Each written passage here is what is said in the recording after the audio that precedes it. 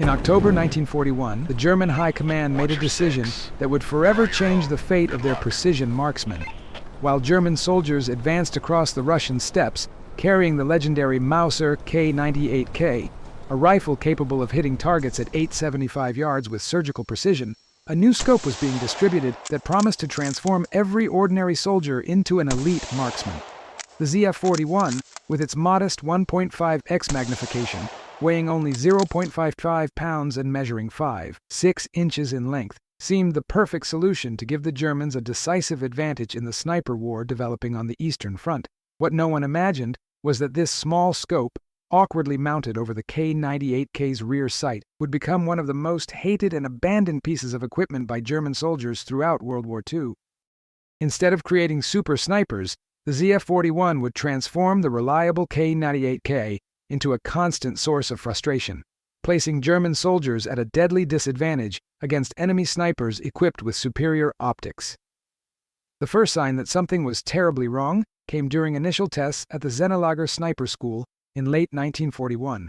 Veteran instructors, accustomed to the impeccable accuracy of the K98k with iron sights, discovered that the ZF41 created more problems than solutions.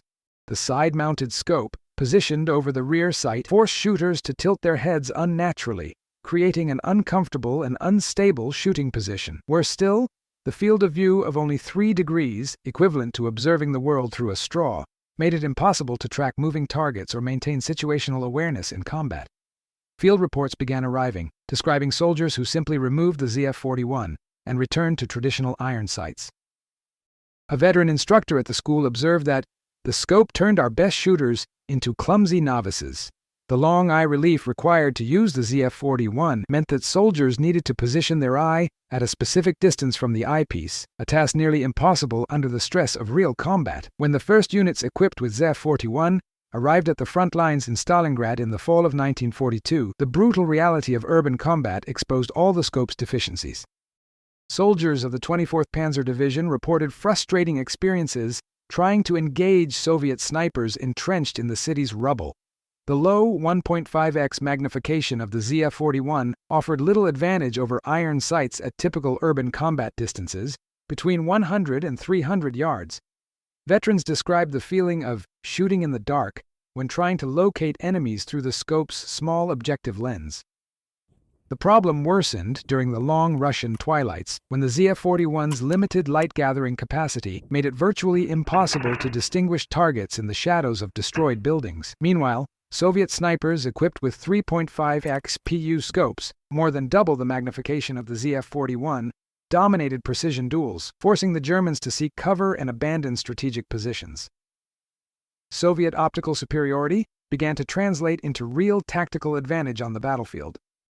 The true extent of the ZF41 problem became evident when captured documents revealed the specifications of the Soviet PU scope. While the ZF41 offered mere 1.5x magnification, the PU provided 3.5x, allowing Soviet snipers to identify and engage German targets at much greater distances.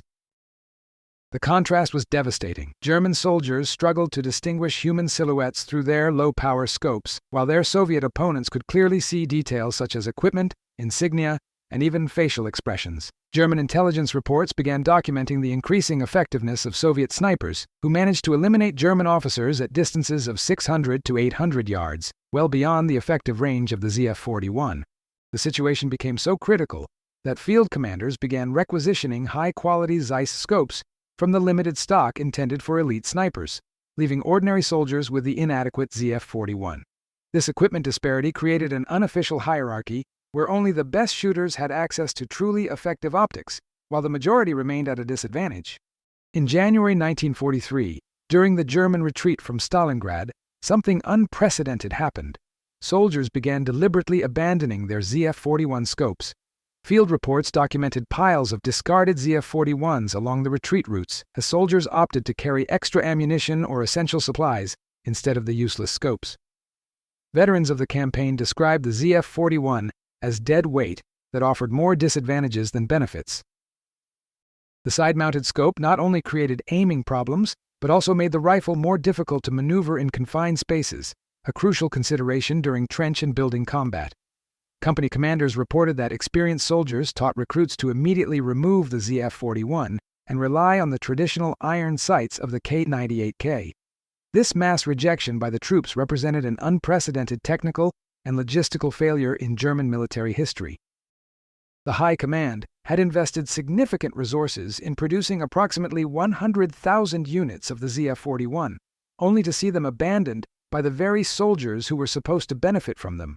The situation deteriorated further when the production quality of the ZF41 began to decline drastically from 1943 onwards.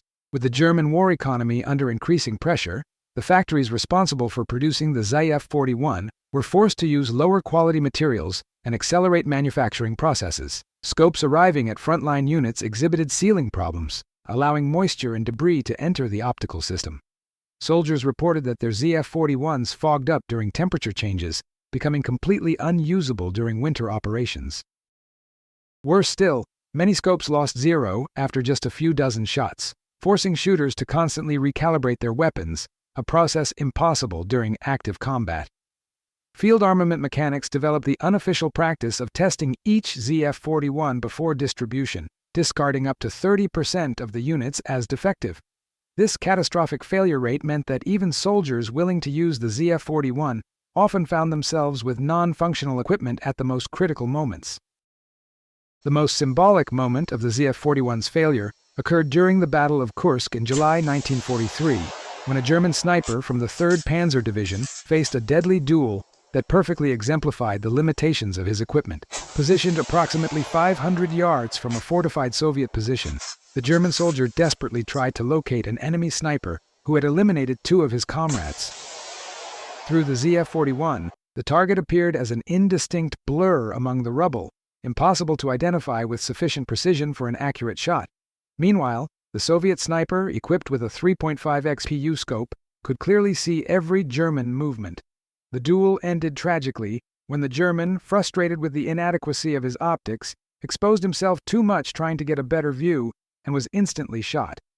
This incident, reported by nearby observers, became emblematic of the technological disadvantage that the ZF41 imposed on German soldiers. The irony was palpable. The legendary K98k, one of the most accurate rifles ever manufactured, was being sabotaged by a scope that was supposed to improve its performance.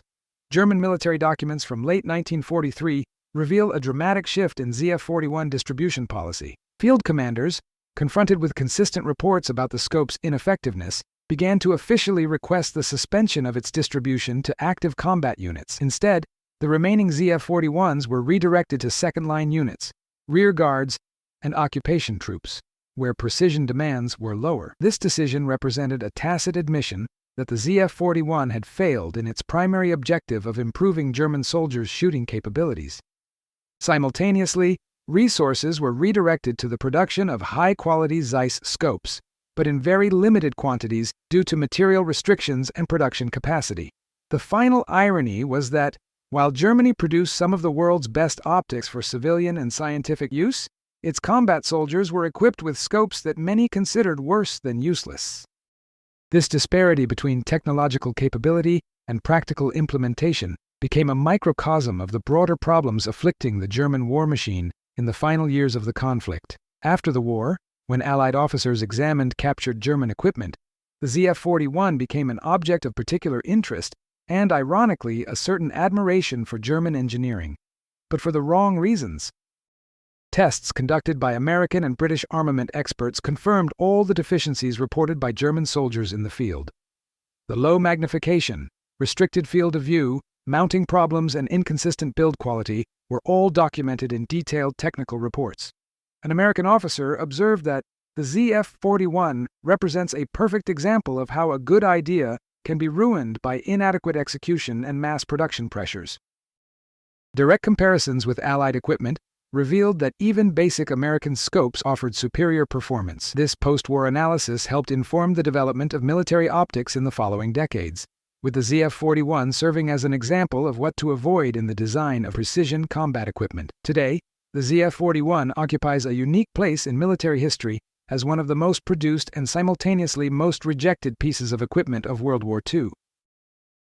Approximately 100,000 units were manufactured, making it the most common German scope of the period, but also the most abandoned by its own users. In military museums around the world, the ZF41 is displayed not as an example of German innovation, but as a lesson on the dangers of prioritizing quantity over quality and implementing technology without adequate testing in real combat conditions. For collectors and military historians, the ZF41 represents a fascinating paradox, a technically functional piece of equipment that completely failed in its purpose due to inadequate design decisions and wartime production pressures. Its history serves as a reminder that, in war, theoretical technological superiority means little if it cannot be translated into practical advantage on the battlefield, where soldiers' lives depend on the reliability and effectiveness of each piece of equipment.